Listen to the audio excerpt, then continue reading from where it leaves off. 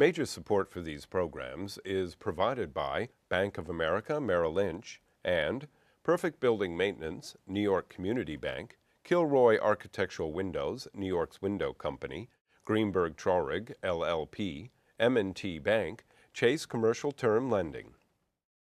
Additional support is provided by Briarwood Organization, Bruce Mosler, Capital One Bank, Cassidy Turley, C.B. Richard Ellis, Chelsea Lighting, Cushman and Wakefield, Dime Savings Bank of Williamsburg, Douglaston Development, DDG Partners, Hal Fettner, Durst Fettner Residential, Friedman LLP, Accountants and Advisors, Gemini Real Estate Advisors, LLC, Genova Burns and Gian Tomasi, Investors Bank, James D. Kuhn Real Estate Center at Syracuse University, James Orphanides, Centurion Holdings, Corman Communities, Madison Realty Capital, Margolin Weiner and Evans, LLP, Certified Public Accountants and Business Advisors, Massey Knackle Realty Services, Meridian Capital Group, Newmark Knight Frank, Sterling and Sterling, SJP Properties, Stonehenge Partners, the Wickoff Group, Urban American, and Ackman Ziff Real Estate, Ariel Property Advisors, Eastern Consolidated, Essex Capital Partners, Goldman Properties, Moynihan Group, Muss Development, RAL Development Services, the Spandrel Group, LLC, Rosewood Realty Group, Terra CRG, Triangle Equities.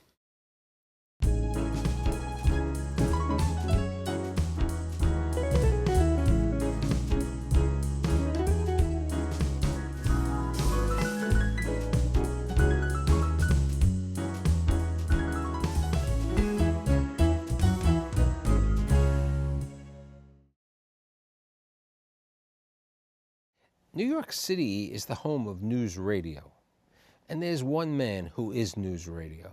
He's the legendary reporter of 1010 Wins, the legendary radio man, Stan Brooks. Thanks for being here today. Pleasure to be here.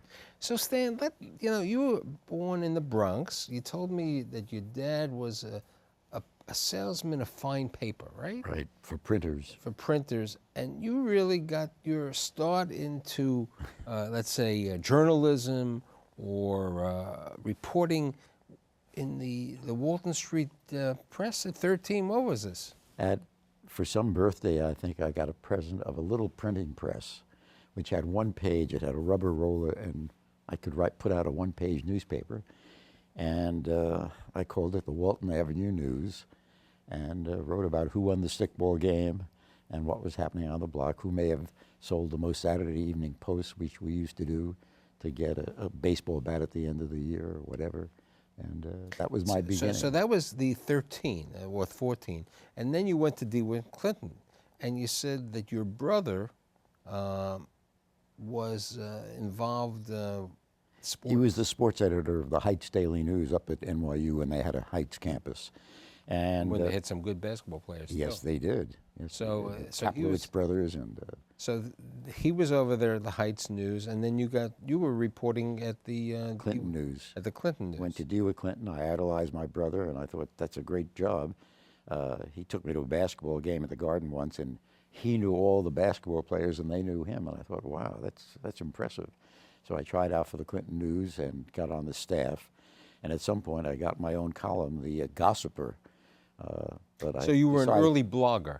Right. Right, as they would say. Right, it was gossip about what was happening around the school. I changed the name of the column to Babbling Brooks, which is kind now, of what fun. about trombone?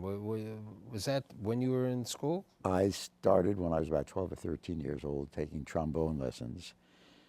Never was really great at it, but I managed to blow out enough notes and I could read some music.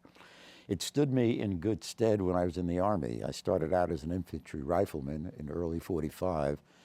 Then the war ended, and I wound up in special service because they pulled the card, and it said, plays trombone, and I took an acting course at City College. So that made me highly qualified. So we got to get back before that. So you graduated Clinton. Right. And then you got admitted to City City College up College. in the Heights. Well, The everybody Heights. went downtown to 23rd Street at the start because they were so crowded. Right. And then after the first year, since I was liberal arts, I went up to Convent Avenue. And then you got drafted. And I got drafted. And you said, fortunately, because of the trombone and acting, you ended up in Hawaii. Right. And Maurice Evans and some Maurice major- Evans was a captain in the Army, and I think he became a major. And they started a GI Hamlet. They were based, and I was later based, at the University of Hawaii. And they started a GI Hamlet, which was so successful that they brought it back to Broadway. And when they brought it back to Broadway, there was an exodus of all these actors and soldiers, and they needed replacements. So they desperately pulled all these cards. Mine dropped along with some others like Carl Reiner and some well-known people, or people who became well-known. And I wound up at the University of Hawaii painting sets. I wasn't an actor. They had some good people. But then I wound up playing trombone in a dance band at Waikiki Beach. You come back, it's 47, right? Spring of 47. Spring of 47, you go back to City College. College for 6 months. And then you decide to apply because you were on the GI I had Bill. the GI Bill of Rights. I thought, I don't like living at home. It might be fun to get away. And I applied to about 15 colleges and got rejected by each one of them. With the saying- exception of Syracuse. Well, I didn't know about Syracuse. I picked Harvard, Yale, Cornell, all the top colleges. And they all said they have their own veterans returning. And since I had a college to go back to, it would be best if I did that.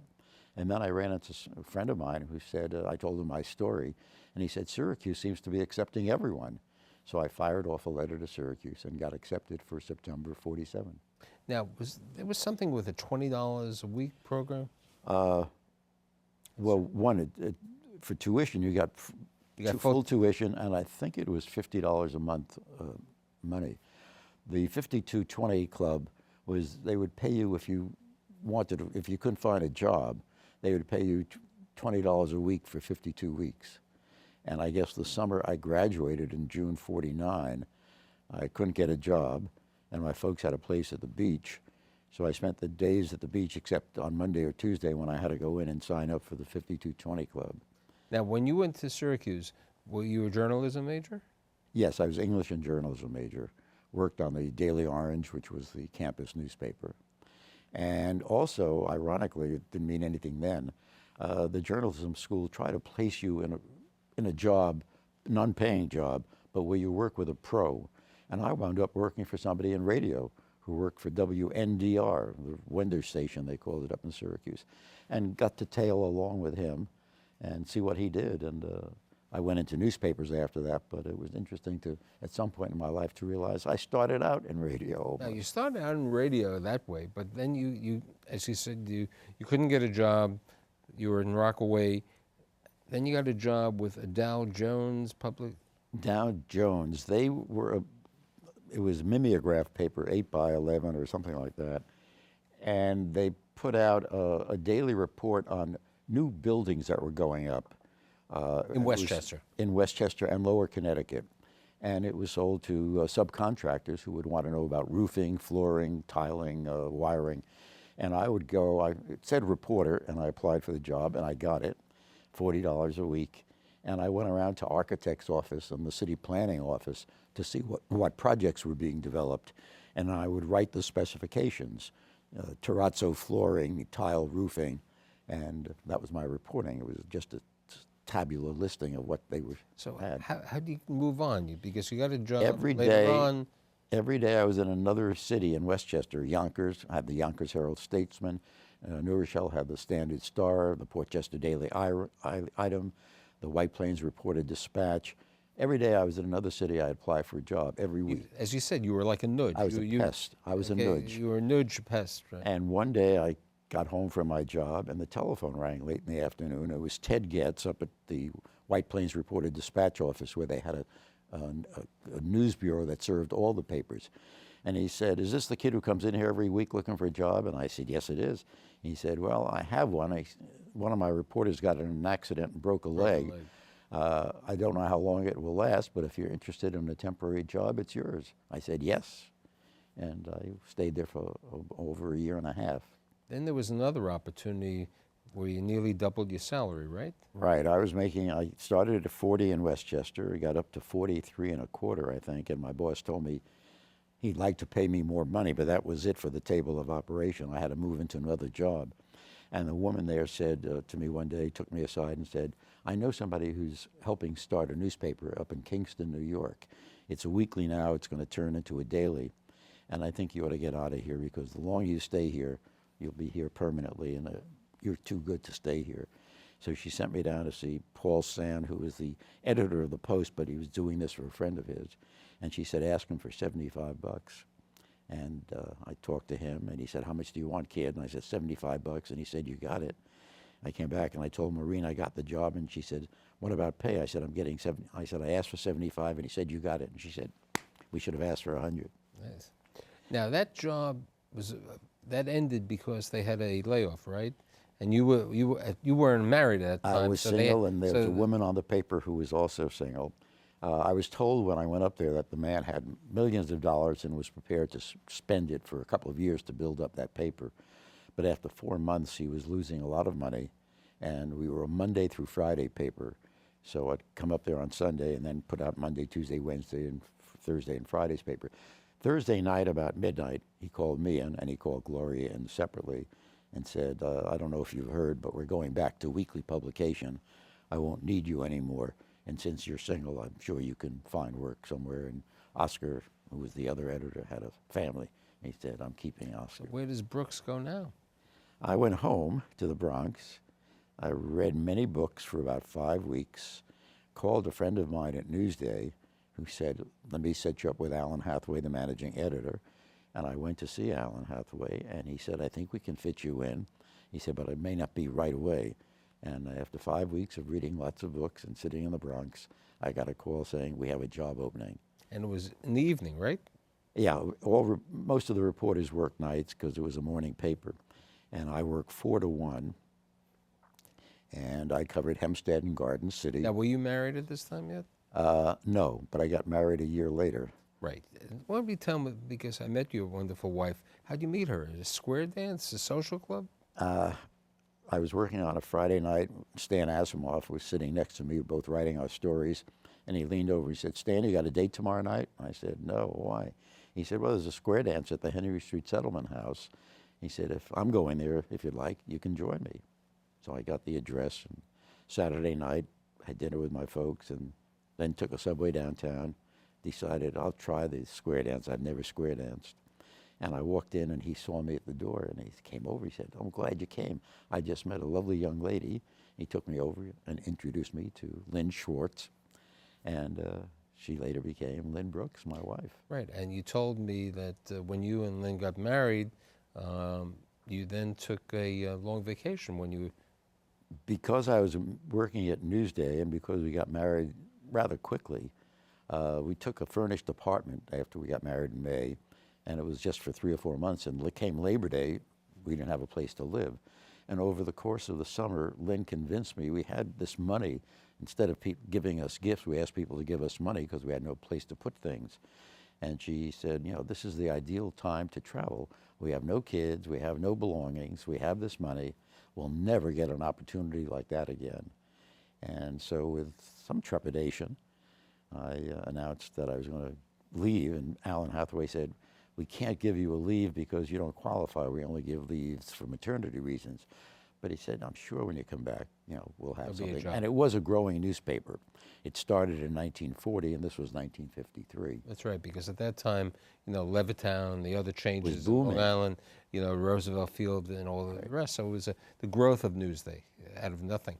So you come back. We had 3 months hanging around Europe. Great opportunity. Hitchhiking and the British Isles, and then taking third-class trains. Now, you had some children at this time, and Lynn says to you, you know, Stan, if you want to see the kids, find a day job, right? So what happens? I was working nights, and everything happened at night at Newsday. I was an editor, and you moved up the line, you work later. And when she said that, I thought, I do want to see my kids, and I had 3 little kids. It was 1962, so my oldest was 7 years old, and my youngest was probably 3. I went looking for a job, And the first place I looked was WNEW Radio, and Lee Hanna was the news director. He interviewed me, and he liked the fact that I had newspaper experience. And he said, "That's great, you're pretty much what I'm looking for. I need a night news editor." And I said, "Lee, I'd love to work for you. I respect WNEW's news staff, but I left Newsday because of working nights. I just can't take a night job." Ultimately, I heard that Westinghouse Broadcasting had bought WINS, and I applied there for a job. I sent a letter to somebody, to the vice president. He must have turned it over to a guy named Jerry Landay, who was going to be the news director. And he called me up one day and said, "I got your letter. How about coming in for an interview?"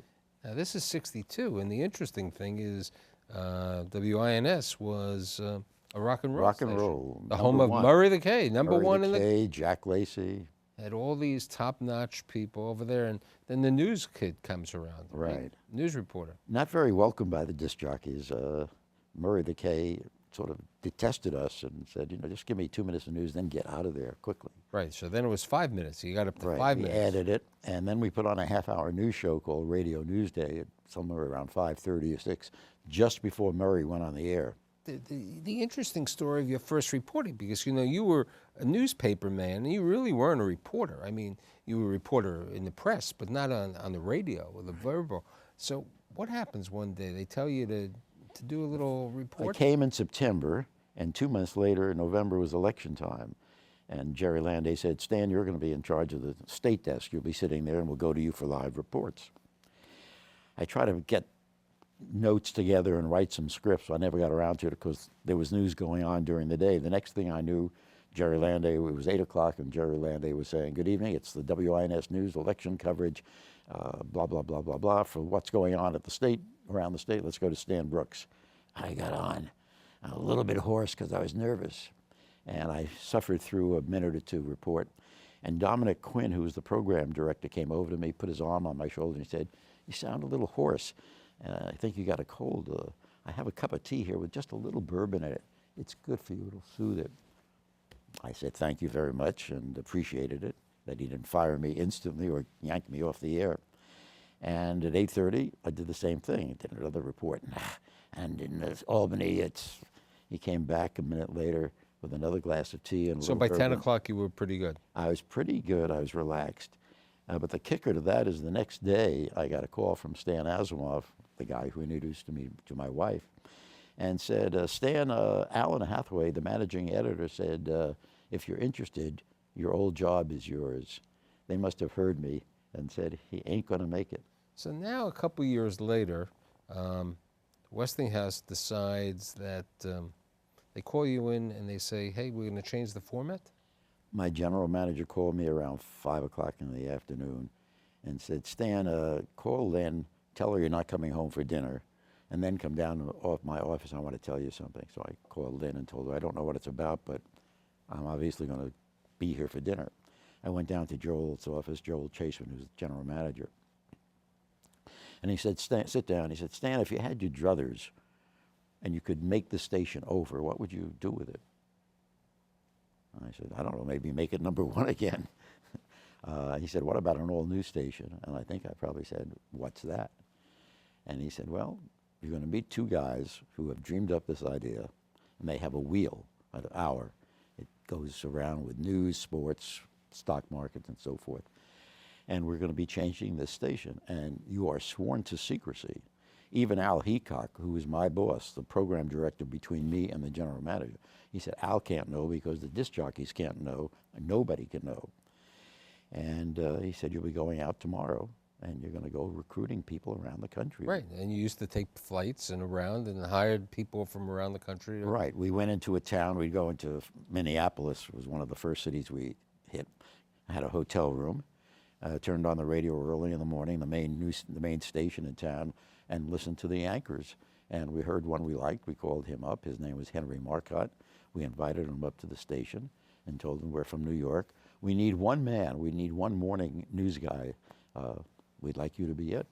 We told him how much it pays, and he signed on. So we did that in other stations. We called somebody in, and he said, "How much do you pay?" And we told him, and he said, "I make much more than that right here." I don't have to move. We were the big guys from New York, but So what happens one night? What's the date of the conversion? It started April 66? 19th, well, on April 19th, 1965, which was a Monday. We went off the air that Sunday at midnight, nothing till 5:30 in the morning. And then Jim Gordon, who is our prime news anchor, And got a on at sports 5:30, right. and a sports guy, got on at 5:30 in the morning and said, "Good morning, this is 1010 Wins, all news all the time."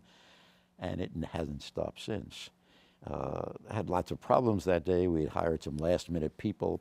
They weren't sure of how cartridges worked, and they would stop it. Normally it runs, somebody signs off, and then you let it run out to the end so it recycles. As soon as somebody signed off with their name, 1010 Wins, he would stop it. And unfortunately, I think Jim Gordon was the recipient of all his pieces. So when Jim Gordon would push the cartridge to play it, he'd get 10 or 20 or 30 seconds of dead air until he called me and he said, "This is happening all the time." Now, over the next couple of years, you have a variety of jobs with Wins. Wins in New York, you go down to the Washington Bureau, you're over there. And then when did you go to be a full-time reporter? I came back from Washington on D-Day, on the start of the Six-Day War, Right, in June 67. June 67. And I was executive editor. I did that for about a year and a half.